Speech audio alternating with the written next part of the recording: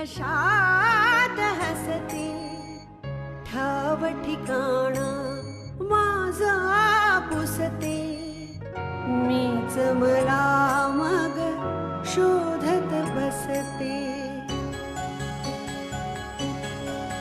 बोल मला तू हळुवार काही सांग भले तू माझा नाही कलियुगातली मीराबाई मौनातले हे शब्द बोलके तुझ्यानी माझ्या ओठे हलके असुनी ननी अश्रू पोरके क्षणात आता सरतील लाटा पक्षी घराच्या धरतील वाटा देईल हात तुझी अस्मिता अस्मिता अस्मिता अस्मिता 40,000 रुपये तुला देतोय कशासाठी? या सगळ्यामुळे त्या जागीरदाराच्या नाकाला ज्या मिरच्या झोंबतील ना त्याची ही किंमत आहे, तुझी लायकी नाही. तरी अमिश आणि जयवंतशी केलेलं लग्न हा जागीरदार कुटुंबावरचा कलंकच आहे आणि हे सूर्यप्रकाशा इतकं प्रखर सत्य आहे. बरोबरच आहे तिचं, पण मग एवढे सगळे उपद्व्याप करण्यापेक्षा सरळ बाबांचे पाय का नाही धरत? अरे माफ करतील ते तुम्हाला दोघांना. तो जयवंत युनियनच्या ऑफिसमध्ये येऊन बसले सर. काय?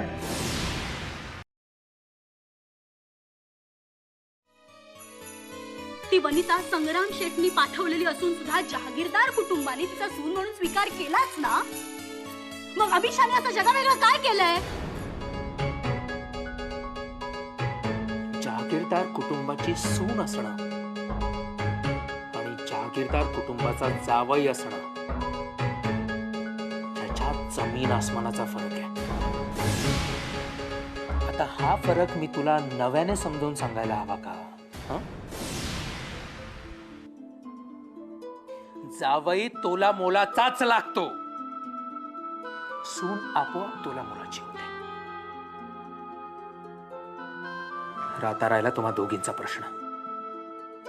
जर तुम्हा दोघींच्या पाठी बाबा खमकेपणाने नसते उभे राहिले ना तर तुम्हा दोघींना या घराचा उंबरठा तुम्हाला नसता ओलांडता आला. लक्षात ठेवा. आपले हे थोर सरंजामी विचार ऐकून माझी खात्री पटलीये की आपण इंडिपेंडेंटली डिसिजन घेऊ नका, कारण आपली तेवढी कुवतच नाहीये. इट विल बी बेटर की तू बाबांच्याच सल्ल्याने पुढे काम करशील. माझं जर का ऐकलं नाहीस ना आदित्य तर भविष्यात गोत्यात येशील आणि तेव्हा तुझ्या पाठीशी कोणी नसणार आहे. मला कोणाचीही गरज नाहीये, कोणाचीही. कारण माझे डिसिजन घ्यायला मी समर्थ आहे आणि त्या डिसिजन्सचे जे काही परिणाम होतील त्याला तोंड द्यायला मी तितकाच समर्थ आहे. माहितीये मला. हे मला कशाला सांगतोस नाविन्याने? भूतकाळ माझ्या चांगल्याच लक्षात आहे. तुला कदाचित विसर पडलाय. ड्रग्ज रॅकेट मध्ये अडकला होतास तेव्हा तेव्हा कुणाकडे मदतीचा हात घेऊन आला होतास? माणसाने ना उगाच हुशारक्या मारू नयेत.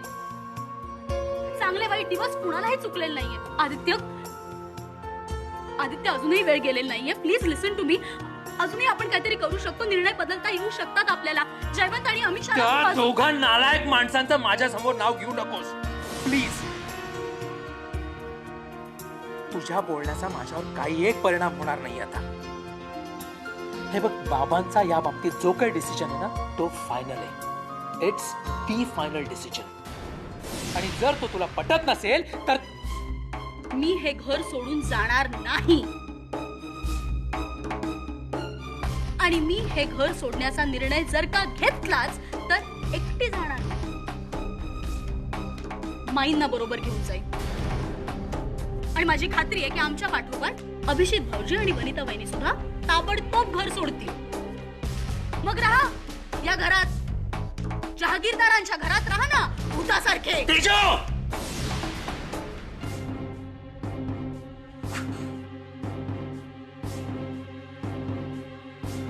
Just get lost! Just get lost!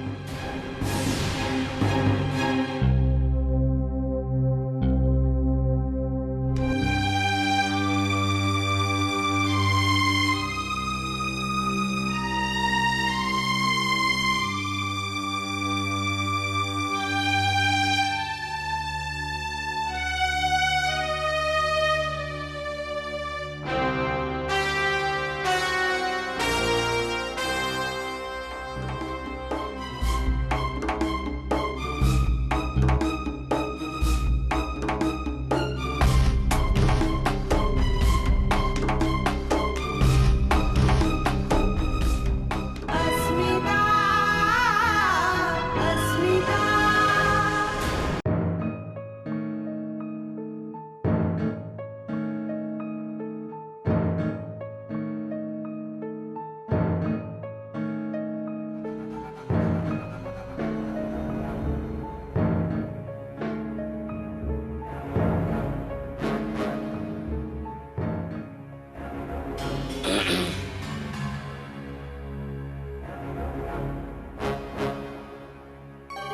अरे या कॉम्रेड या.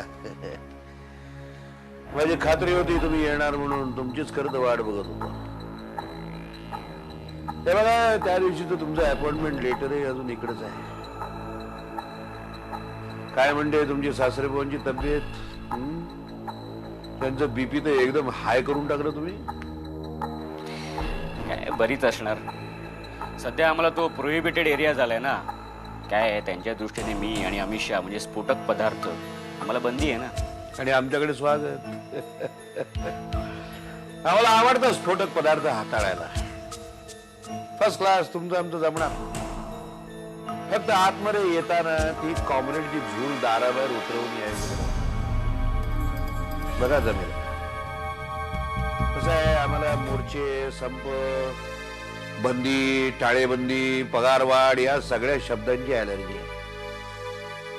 या कंपनीमध्ये मी म्हणेन तो शब्द अखेरचा, तोच फायनल. जो परवडत नाही ना त्याला लात म्हणून हाकलतो बघा मी. तुमच्या मान्य आहेत, सगळ्या अटी मान्य आहेत मला तुमच्या. पण माझी पण एक अट आहे. काय, तुमच्या कंपनीत मी जॉईन झालो याची आत्ताच बोंबाबोंब करायची नाही. काय फायदा रे मग? कसं जमणार आपलं? अरे जागीरदारांचा जावई माझ्याकडे कामाला आहे, हाच तर खरा माझा प्लस पॉइंट आहे. 40,000 रुपये तुला देतोय कशासाठी? या सगळ्यामुळे त्या जागीरदाराच्या नाकाला ज्या मिरच्या झोंबतील ना त्याची ही किंमत आहे. तुझी लायकी दे. एक्सक्यूज मी सर, तुम्ही सरळ माझ्या तोंडावरच माझी इज्जत काढताय. हा, आपलं असं आहे बाबा. तोंडावर एक माग दुसरं असली भानगड नाही. जे काय आहे ना ते सगळं रोकठोक. नाही, काय आहे, त्या जहागीरदारांचा खुन्नस काढायला जाल आणि माझा नव्याने सुरू झालेला संसार मोडाल. माझी बायको ती पण जहागीरदार आहे, सर्किट डोक्याची. त्यातल्या माहीत नाही अजून मी तुमच्याकडे काम करतोय ते. मागे कुणीतरी एक माणूस पैसे घेऊन आला होता तिच्याकडे मदतीसाठी. तुम्हीच पाठवलं असणार त्याला. चपलेने मारायला निघाले होते त्याला, मीच अडवलं. पण आता माझ्यात हिंमत नाही तिला खरं सांगायची. ओके, ये इकडे बस. ये बस.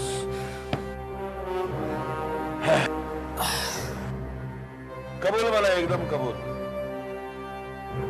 पण असं बघ, काही दिवसांनी बातमी लीक होईलच, मग मात्र मला शिव्या घालू नको.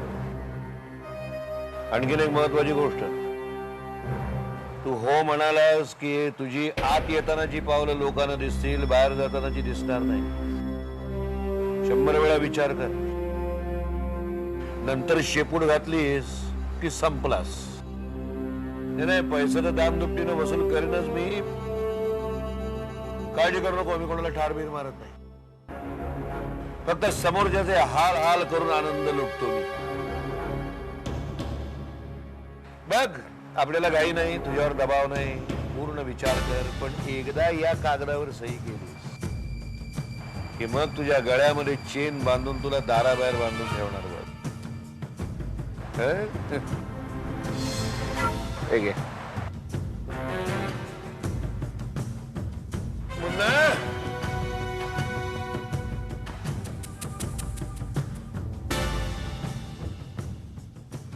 हा चेहराही बघून ठेव रे.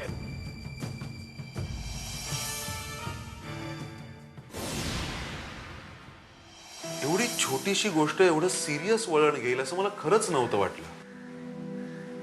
बाबा सुद्धा ना फार टोकाची भूमिका घेतात कधी कधी. काय तर म्हणे, माझी मतं ज्यांना मान्य नसतील त्यांनी हे घर सोडून जावं. अरे हे ते बोलत नाहीयेत, हे सगळे शब्द ना आधीचे आहेत. त्याला जे हवं असतं ना ते तो बरोबर बाबांच्या तोंडून वदवून घेतो. तू परदेशी गेला होतास ना तेव्हा आधीचाच शब्द फायनल असायचा सगळ्यांसाठी. आणि आता अचानक तू आलास त्यामुळे सगळ्यांचीच पोझिशन ऑकवर्ड झाली. मी परदेशी जाण्यापूर्वी जी डिपार्टमेंट सांभाळत होतो तीच अजून डिपार्टमेंट्स माझ्याकडे आहेत ना. काय एवढं कडवट बोलतेस त्याच्याबद्दल? अरे पण अजूनही तुझ्या डिपार्टमेंट मधली माणसं सल्ला मसलतीसाठी आधीकडे जातात असं तूच म्हणत होतास ना. मी इथे नसताना जी मॅटर्स आधीनी सांभाळली, ज्याचे डिसिजन्स त्यांनी घेतले, त्याच्यासाठी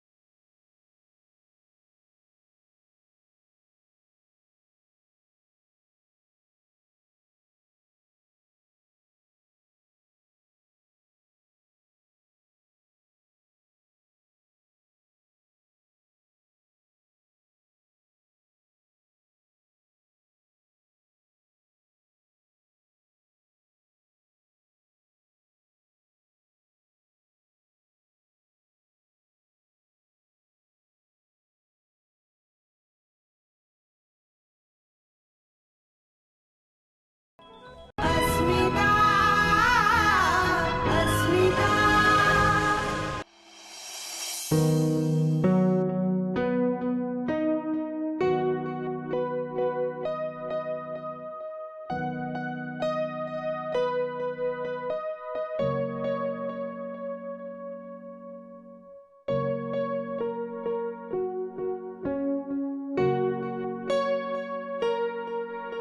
काय चाललंय? वाचतेय आराम. वाचून झालं की मग कंटाळा आला मग झोपून जायचं. मग टीव्ही सिरियल्स बघायचे आणि मग सगळ्यात शेवटी नवऱ्याची वाट बघायची. तुला खरं सांगू का ग, या सगळ्याचा ना मला खूप कंटाळा आलाय. पुन्हा ऑफिस जॉईन करायचा विचार करते. मार्केटिंग मध्ये ना खूप इंटरेस्ट आहे मला. तर आता बघूया अभि काय म्हणतोय. मस्त आयडिया आहे. पण म्हणजे त्यानिमित्ताने अभिजित भाऊजींच्या प्रेमाच्या सहवासाचा बॅकलॉग सुद्धा भरून निघेल. आणि आता तुमची भांडणं पण होत नसतील ना? होतात ना. आता ती फक्त आम्ही एन्जॉय करतो एवढंच. पण ते भांडण कसं झालं आठवतंय? का सुरू झालं? कधी सुरू झालं? आठवलं तरी त्रास होतो अजून तुला? मी आले त्या दिवसापासून तुला हा प्रश्न विचारायचा होता ना मला. मला दिसत होता तुझ्या चेहऱ्यावर. मला संशय आहे नवरा बायकोच्या भांडणाचं पारंपरिक कारण. आणि तो दूर होणं किती कठीण असतं याची कल्पना असेलच तुला. मी माझ्या परीने खूप प्रयत्न केला ग त्याला समजवायचा, पण नाही. मुळात मनात संशय निर्माण व्हायला काय कारण होतं? तर इतक्या महिन्यांनी आठवणं कठीण आहे ग. पण अगं संशयाला काय एखादं फुसका कारण सुद्धा पुरेसं असतं. आणि गैरसमज व्हायला तर एखादा शब्द, एखादं वाक्य, एखादी साधीशी घटना ती सुद्धा राईचा पर्वत करून जाते. पण मग अचानक मनातला संशय नाहीसा होतो. असे अचानक काय घडतं की ज्यामुळे एकमेकांबद्दल विश्वास वाटायला लागतो? अगं एकमेकांमध्ये जो निर्माण झालेला दुरावा असतो ना, तोच एकमेकांना जवळ येण्यासाठी खूप मदत करतो. पूर्वीपेक्षा खूप जवळ येतात ते. वियोगाचं दुःख दोघांनाही झालेलं असतं. त्यामुळेच पुनर्मिलनाचा आनंद दोघेही मुक्तपणे घेत असतात. आता पूर्वीपेक्षा आमच्यातलं असोसिएशन जास्त मॅच्युअर्ड झालं असं वाटतं मला.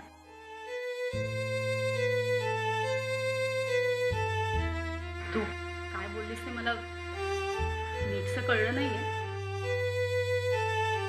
पण तुझ्या बोलण्यातला प्रामाणिकपणा मला नक्कीच जाणवतो.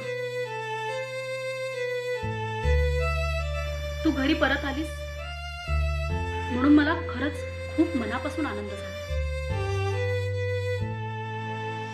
आणि मला तुझ्याशी मैत्रीही करायला आवडेल मनापासून.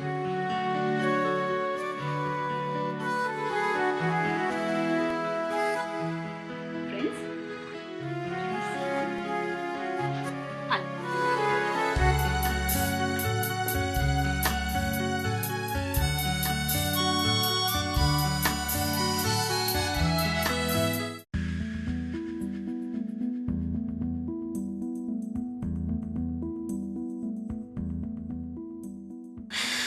काय करू? संग्रामची ऑफर मान्य करू की नको? 40,000 रुपये महिना, पूर्ण लाईफच बदलेली यार. मी माझा नाही पण अमीचा विचार करतोय. तिला खूप सुखात ठेवायचंय मला. तिला कुठल्याही गोष्टीची कमतरता जाणून द्यायची नाहीये. एखाद्या राणीसारखी ऐशारामात सगळ्या सुखसुखीत वाढलेली ती बिचारी माझ्यामुळे या सिंगल रूमच्या तुटक्या पुटक्या घरात राहते. तिचे हाल मला बघवत नाहीयेत, पण बिचारी एका शब्दाने पण बोलत नाही. आमच्या संसारासाठी एकटीच धडपडते. आणि मी आपला बसून घरात रिकाम टेकडा. शपथ, त्या आदित्याने पार वाट लावली आहे माझी. नाही, मी संग्रामची ऑफर स्वीकारणार. पण नाही, नको. आम्हीला काय सांगू? तिला कळलं तर खूप वाईट वाटेल. काय करू? ऑफर स्वीकारू की नको?